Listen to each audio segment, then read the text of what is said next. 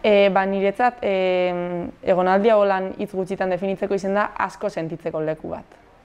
Burtu beharko banu, bi hitzetan egonaldia, segurazki erranen nuke intentsoa eta ona.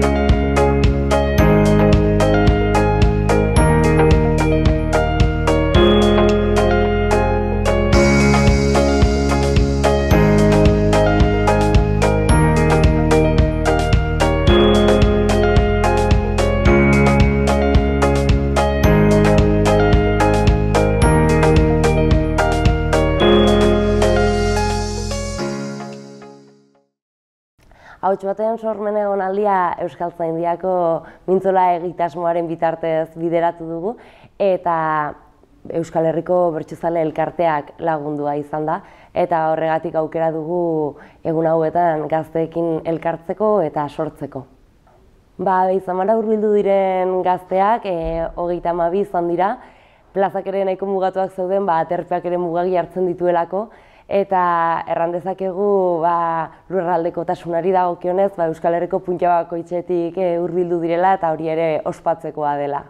Egonaldi hauen helburua da batez ere gazteak elkartzea, elkarbanatzen dituzten afizio horiek konpartitzeko espazio bat eskaintzea eta sormenari leku ematea, esperimentatzeko, gaizki egiten ikasteko, betzeko, konpartitzeko, lotxak kentzeko eta batez ere sormena den plazerraz ohartzeko eta gozatzen segitzeko, Eta horretarako iduritzen zaigu garrantzitsua dela ere gonbidatuak ekartzea eta haiek ere haien esperientzia kontatzea sormenarekin zer harreman duten.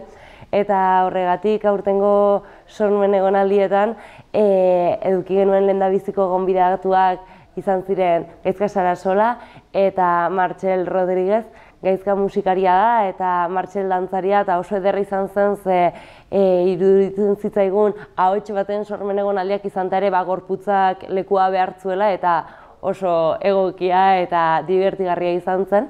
Horrengo egunean Bea Egizabal etorri zen kontalaritzatik eta arratsaldean berriz aukera eduki genuen aritzeko Oier Zunigarekin antzerkigintzaz eta irudigintzaz ere solasean.